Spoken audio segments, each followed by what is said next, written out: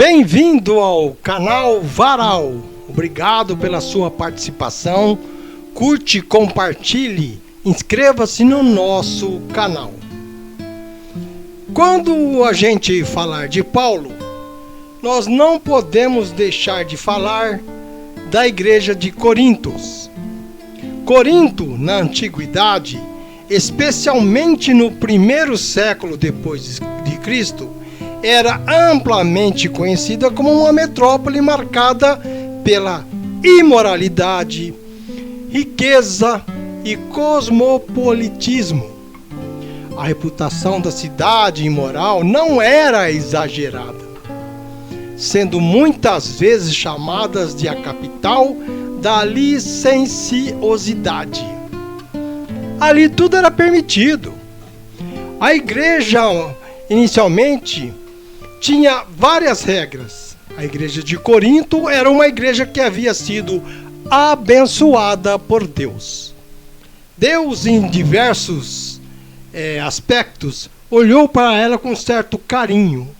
Quando Paulo inicia esta carta, ele reconhece no capítulo 1 que Deus havia abençoado a igreja com todas as bênçãos espirituais, de dons espirituais, ao ponto de não lhes faltar dom nenhum.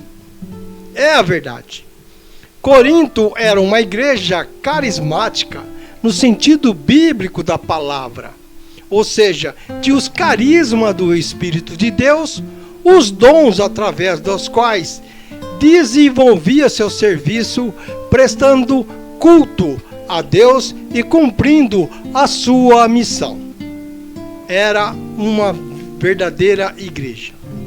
Infelizmente, por motivos que nós desconhecemos, esta igreja de Corinto, que havia sido fundada pelo apóstolo Paulo, veja bem, Paulo fundou a igreja de Corinto. Com menos de 3 anos de fundação, começou a desviar-se dos padrões de conduta e da doutrina que o apóstolo havia estabelecido por ocasião da sua fundação. Era um fato que estava acontecendo. Os pontos principais sobre este cenário de mudança, onde declinou para o paganismo, caiu para o paganismo, para a prostituição cultural também. A cidade passou a ser um centro de adoração de Afrodite, que é a deusa do amor e do sexo.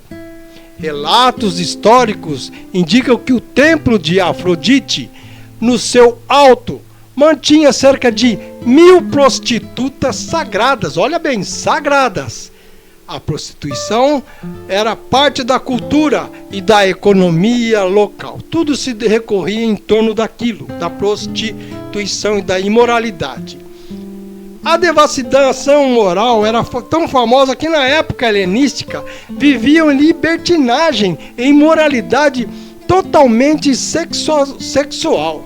A sua localização geográfica contribuía para isso. Por ser uma cidade portuária muito rica, ligando o mar Egeu ao mar Mediterrâneo, Corinto funcionava como um caldeirão cultural, abrigando gregos, romanos, judeus, egípcios, toda sorte de etnia naquele lugar existia. Isso resultava em uma mistura de crenças e valores com forte presença de várias filosofias, de vários pensamentos. No fundo, se transformou numa mistura étnica. Mas quando o apóstolo Paulo fundou uma igreja ali, ele encontrou o quê? Uma congregação profundamente influenciada por esse ambiente externo, enfrentando problemas de divisões, de orgulho, culto desordenado e a imoralidade sexual dentro da própria igreja. Olha só que situação. Portanto, a descrição de Corinto como imoral é historicamente embasada pela mistura de práticas religiosas pagãs por, prostituição cultural com uma cultura de alto comércio e a falta de restrições étnicas ou éticas também. A partir de agora, serei repetitivo para você entender muito bem. Então vamos esclarecer os fatos sobre tudo o que eu falei, bem mais explicado e bem mais claro para que você possa entender. Corinto era um mercado da Grécia. A cidade foi construída em uma estreita faixa de terra, o chamado Istmo de Corinto, que liga a parte norte à parte sul do país, a chamada Peloponeso, ou seja, onde todos os navios do leste e oeste poderiam vir e realizar comércio naquele local. Era livre o comércio. Todas as terras do norte e do sul trafegavam pela Grécia e também por Corinto. Corinto, portanto, era uma cidade rica e cosmopolita. A cidade atraiu todos os tipos de pessoas. Ali era um caminho que todo mundo passava por aquela região. Era uma colônia de Roma e por isso muitos cidadãos tinham nomes latinos, como Áquila, Priscila, Cláudio, Justus, nomes latinos. A corrupção e a imoralidade de Corinto rivalizavam com seu mercado e o comércio. A divindade principal era Vênus ou Afrodite, eu já falei, a deusa da beleza, a deusa do sexo, a qual era de forte presença naquela região. 1000 sacerdotisas, prostitutas do templo, exerciam seu comércio nas ruas da cidade todas as noites. Quando Paulo foi a Corinto, ele pensou muito sobre o quê? Sobre a sua experiência que ele teve lá em Atenas, na Grécia. Ele estava indo para uma cidade igualmente cosmopolita e pagã como Atenas, porém menos sofisticada e muito mais imoral. A prostituição reinava naquele local. Ele tomou uma decisão. Ele resolveu que iria se concentrar na cruz, pregando na sinagoga. Assim, seus ouvintes, eles não podiam deixar de compreender que ele amava com todo o coração o Salvador crucificado e ressurgido lá na cruz. Os coríntios viram que sua mente estava centralizada em Cristo, que toda a sua vida estava unida a seu Senhor. Olharam para ele e viram isso. Em Atos dos Apóstolos, a maioria dos judeus rejeitou a mensagem da cruz. É claro, não aceitava Jesus como Salvador. Assim Paulo virou-se e passou a dar preferência para quem? Para os gentios, não para os judeus. Ele começou a dar estudos bíblicos na casa de um romano, crente em Deus. E dos coríntios que o ouviam, e muitos criam nele e eram batizados por ele. O evangelho, por ser pregado, era difícil, mas ele insistia naquilo, ele brigava por aquilo. Mas a cidade era tão imoral, tão voltada para o mal, que Paulo temia pelo tipo de igreja que esses crentes edificariam ali dentro. Ele considerou mudar-se para pastos mais verdes, ou seja, ter mais paz, mais sossego no seu trabalho. Foi quando Jesus interveio em nome dos coríntios. Ele assegurou a seu servo, numa visão de noite, que tudo ficaria bem e que Paulo deveria manter a sua pregação do evangelho. Por quê? Porque muita gente nesta cidade iria responder a seus esforços e trabalhos. Ele queria acalmar, não, eu vou mudar, mas não, Deus falou não. Paulo continuou lá por 1 ano e meio. Então, uma grande igreja se alistou sobre a bandeira de Cristo. Ele conseguiu isso. Naquele lugar descrito lá em Atos dos Apóstolos, está falando sobre isso. Mas vamos fazer uma retrospectiva do momento que a sociedade vive. Se Paulo teve altos e baixos, serve como exemplo de como vivemos na vida, como temos que se aproximar de Deus. Então vamos ver esses fatos. Estamos vivendo uma época em que, se Paulo viesse expor esta mensagem desta forma, não seria bem recebido nos dias atuais. Hoje os jovens rejeitam o evangelho. Muitos pastores mostram que interesses pessoais, interesses financeiros, e vai mais além da parte espiritual, que ficou em segundo plano. Hoje se diz que a verdade é relativa e que cada pessoa tem a sua própria verdade. Duas mentiras não valem meia verdade. Estamos vivendo a relativização dos valores morais.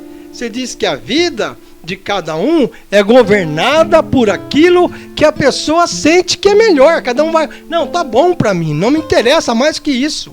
Cada um por si. Se a pessoa está se sentindo bem em determinado lugar, se algo está fazendo bem, então não importa outras questões. O que importa é o momento que ele está sentindo. Outros critérios não é bem-vindo. O critério que é usado é sentir-se bem e passa a ser o principal motivo para governar a conduta das pessoas. O que valida uma situação ou uma conduta, o que é? Eu estar bem ou não me sentindo bem no que eu estou fazendo? Qual que vale mais? Esta aparente necessidade de se sentir bem afasta o povo do evangelho. Você está bem, você não precisa de Deus. As pessoas pensam assim, e esses conceitos têm predominado em nossa sociedade, em muitas igrejas também. A relativação na mídia, nas músicas, nos escritos modernos, na tecnologia, nas mídias sociais, nas universidades, nos debates da ética e da moralidade. Tudo isso influencia os dias de hoje. Os formadores de opinião pública nacional estão totalmente envolvidos na pós-modernidade, que resume tudo o que foi dito. Pense bem. É um fato que nós estamos vivendo atualmente. Tudo isso acaba minando a vida da igreja. A literatura, os seminários, os congressos. Às vezes, de forma sutil, nos tornamos avesso àquilo que venha nos contrariar. Nos obriga a dizer, isso está errado. Mas temos de fazer uma escolha. Temos que fazer uma escolha. É um momento sério de decisão da igreja, se vamos viver à luz da palavra de Deus e de seus valores absolutos, ou que? Ou se vamos nos deixar levar pelos ventos da época, pelos momentos atuais que agradam o homem. Apesar do trabalho que Paulo fez na igreja de Corintos, chego à conclusão principal que a igreja deve ser santa. Por quê? Porque Deus é santo. Paulo mostra que a espiritualidade verdadeira não se mede pela abundância de dons espirituais, muito mais que isso, mas pela maturidade, amor, unidade e conduta moral condizentes com o evangelho. Paulo pregava o evangelho, Paulo se preocupava com o evangelho. Hoje nós estamos vendo a modernidade alcançando espaço muito grande dentro das igrejas. A espiritualidade está diminuindo. Nós vemos igrejas que têm mais, não sou contra o que eu vou falar agora. Tem igrejas, amados, que tem mais louvor do que pregação. Tem igreja que está... Os louvores é muito importante dentro da igreja, mas a palavra ela vem pelo ouvir que você vai conhecer, é pelo ouvir que você vai mudar. Portanto, nós temos que reavaliar certas condições humanas que a sociedade está nos impondo. Não é possível que nós devemos deixar eu sempre falo isso, existem vários tipos de igreja.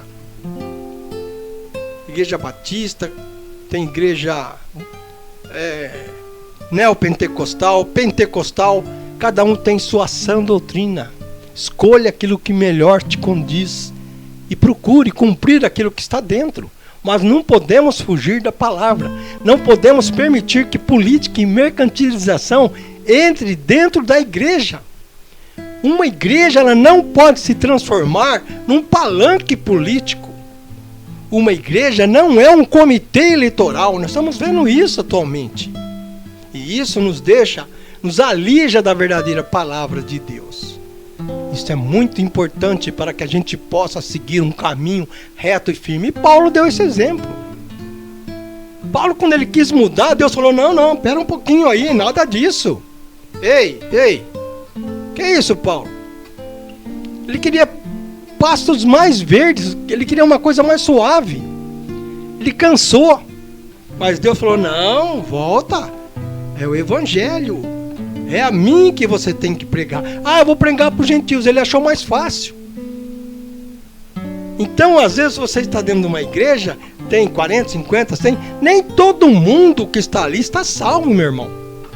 Cada um tem suas particularidades, as suas propriedades próprias, as suas condições morais, a sua vida social, a sua vida secular. Tudo isso influencia nos dias de hoje. E Paulo, ele teve a sua meta. Lá na igreja de Corintos, ele manteve a essência que Deus lhe ensinou, que ele aprendeu com o Senhor. Assim sendo, eu termino aqui mais essa gravação, agradecendo para você que ficou até o fim. E que Deus possa nos abençoar sempre e que o canal Varal possa continuar levando grandes mensagens para você. Muito obrigado.